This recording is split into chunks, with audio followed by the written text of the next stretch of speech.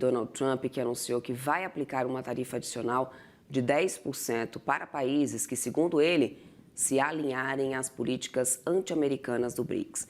E quem vai repercutir aqui esse assunto com a gente, do momento, é o nosso analista, o nosso colunista aqui do CNN Money, o Gilvan Bueno. Muito bom dia para você, meu querido. Uma ótima segunda-feira. Bem-vindo aqui à nossa programação, Gilvan. Alegria rever Débora e nossa audiência nessa segunda-feira, que é feriado aqui no Rio de Janeiro pela questão dos BRICS. E é Olha, uma alegria estar falando com você direto de São Paulo. pois é, e a gente segue trabalhando bastante também, né, Gilvan, independente do feriado ou não. E, aliás, para poder falar sobre o BRICS, que eu já quero começar, né, esse meu papo contigo justamente pela novidade do momento, que é essa proposta de criação de uma moeda comum, né, que voltou a ganhar força na conversa entre os países do bloco, apesar de não ser ainda uma pauta oficial, mas volta, né, a ser conversa e também não é bem uma novidade se tratando do BRICS. Quais são os reais objetivos econômicos dessa iniciativa e o que ela representa para essa ordem monetária nacional nesse momento, Gilvan? Essa vai ser a discussão dos próximos 50 anos. Por quê? Porque todos querem aqui sair da questão do dólar, porque o dólar hoje, quando nós tivemos após a Segunda Guerra Mundial a introdução do dólar como uma moeda que seria a moeda das relações multilaterais dos países, da geração de riqueza, das reservas econômicas de diversos países, o dólar ganhou uma envergadura muito importante e muitos dizem que essa é a principal vantagem competitiva do dólar, porque ele negocia os commodities, ele negocia os principais contratos, as principais economias que não têm moedas fortes, que não têm reservas, utilizam o dólar. Então, essa discussão vai ser muito importante. Nós já presenciávamos nos últimos anos a China buscando colocar a sua moeda nessas principais de moedas econômicas, mas que não conseguia ter muito sucesso nisso por uma questão de critérios. Então, essa vai ser a discussão, mas a grande questão é como é que você vai sair da economia do dólar e ir para outras economias com moedas que têm algumas fragilidades econômicas, sociais, educacionais, que não têm uma confiança, que não têm princípios tão bem claros, e é uma reserva que qualquer país que você chegue, você pode estar utilizando. Eu falo por uma experiência própria, Débora, que visitei o continente africano e a Ásia, e era muito mais fácil você falar do dólar do que qualquer outra moeda, até, por exemplo, quando estive na Argentina, que tinha ali um grande problema inflacionário. Então, o dólar é a principal moeda e vai continuar sendo.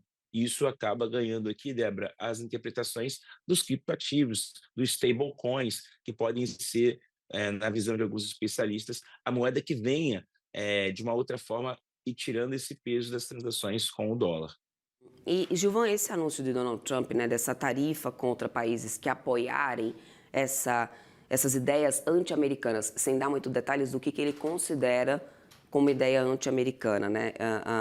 Isso parece uma resposta diretamente, obviamente, né, para essa agenda de desdolarização do bloco, que, como a gente teve a própria, né, ex-presidente Dilma Rousseff, ela disse que não vê nenhum movimento de desdolarização acontecendo no momento. Mas a sua avaliação, qual é o impacto imediato dessa retórica agora de Donald Trump sobre o comércio global, sobre o fluxo de capitais para um bloco que, quer queira ou quer não, representa hoje uma fatia importante do PIB global, né? Então, Gilvan, qual que é a tua análise dessa publicação de Donald Trump diretamente voltada, então, como uma resposta para esse tema, ainda somente nas mesas de conversa do BRICS? Um ótimo ponto que você nos reacende, Débora, é essa questão da discussão dos BRICS. E a gente tem que visitar só o passado rapidamente. Jim O'Neill, que era um grande economista de um principal banco americano, ele criou esse termo olhando uma questão muito importante, que era o fator demográfico, esse crescimento populacional que algumas dessas economias teriam. Inicialmente nós tínhamos Brasil, Rússia, Índia e China, e logo em seguida tiramos a África do Sul, e agora, com a inclusão de mais 5 países, nós temos 11 países. E até ainda há pouco, na nossa programação, você falava o peso dos BRICS sendo maior do que o G7, sim, com a adoção desses 5 novos países. Mas por que eu estou fazendo essa visita para te responder? Porque essas economias elas têm desafios sociais e econômicos muito representativos, e nós sabemos que após a Segunda Guerra Mundial, nós tivemos uma divisão do mundo, né, entre o mundo desenvolvido e o subdesenvolvido, e aí criou-se, por exemplo, o termo Global South, onde eu estive na China participando sobre isso, mas que você tentava ter 2 blocos econômicos e com a queda do Muro de Berlim, essa ideia de um novo bloco que combatia esse bloco dos países desenvolvidos, ficou muito em questão. E durante esse período, depois da queda do Muro de Berlim, você não tinha um bloco falando sobre isso.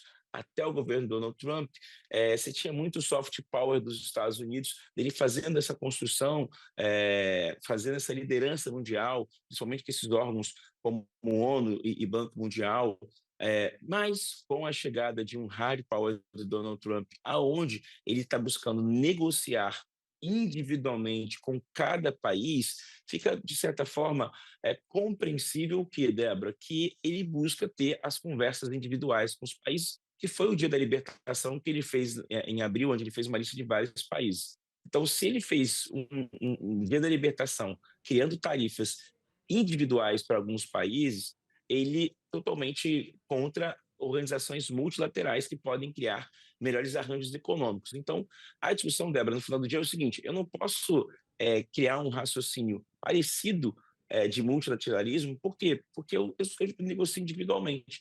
Então, do ponto de vista de compreensão, de narrativa, ele está respeitando o que ele falou. Ele fez dia da libertação, botou vários países, e ele não quer negociar com países que estão fazendo blocos multilaterais.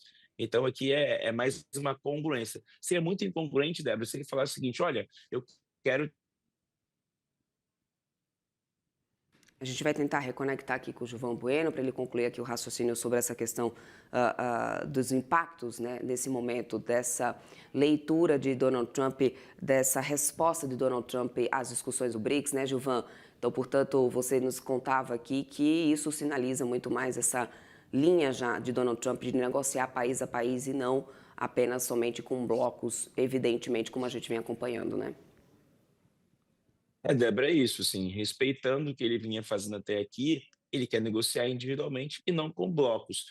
E até do ponto de vista, essa foi uma das reuniões, Débora, mais difíceis, por quê? Porque os negociadores tiveram muito problemas. Dentro do bloco, você tem aqui discussões no Oriente Médio e discussões no conflito Rússia e Ucrânia. Você teve Xi Jinping e e o Putin não participando, ou seja, foi um bloco de negociações muito difíceis. Então, nesse novo mundo que está sendo desenhado, Débora, blocos multilaterais não fazem sentido na estratégia desenhada pelo Donald Trump. Mas isso pode alimentar, pelo menos para hoje, uma maior cautela sendo adotada nessa semana, Gilvan, visto que a gente está numa semana em que termina o prazo para as negociações tarifárias, né? Inclusive com o Donald Trump já enviando cartas aí para aqueles países que eles não conseguiram acordos e, para além disso, sinalizando que, olha, essa discussão de ter tarifas contra países que não representem, que não tenham uma representatividade dos interesses dos Estados Unidos, não está descartada. Isso pode representar uma maior cautela, uma maior aversão ao risco dos investidores nesse momento, entendendo que essa narrativa de utilizar tarifas como uma moeda de troca não está totalmente descartada de Donald Trump. Como que você avalia que será essa reação do mercado, né, a essa nova narrativa dele, utilizando o BRICS como uma forma de resposta na noite desse domingo? Olha, aqui a gente tem que ter uma mudança de janeiro até aqui no governo Donald Trump. E qual é a principal mudança, Débora? O negociador dessas operações. Inicialmente era um secretário do comércio que buscava fazer isso, mas essa negociação, e até você lembrou muito bem esse prazo que estará sendo estará cada vez mais curto, ou seja, muito próximo do vencimento, ele agora é negociado pelo Scott Bessent, que que é o secretário de Tesouro, que vem assumindo essas lideranças, essas negociações. Então, nos Estados Unidos, várias pessoas falam sobre isso, eu sempre converso com as pessoas da faculdade de Georgetown, e em Georgetown a gente já começa a ver ali que é a grande escola do Helgov, que o Scott Bessent é quem lidera essas negociações.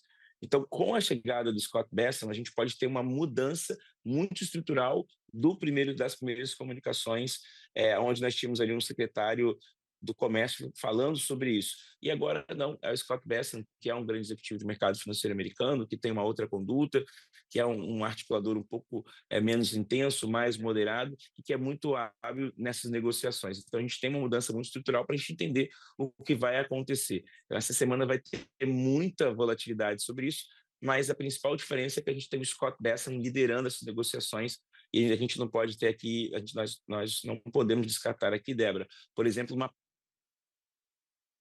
prorrogação do prazo, se ela possa vir a acontecer. Vamos aguardar então, né? A prorrogação já começa também a ser especulada nesse momento. Gilvan, muito obrigada pelas pontuações, ótimas análises sempre. Um ótimo dia para você, boa semana, meu querido. Até a próxima.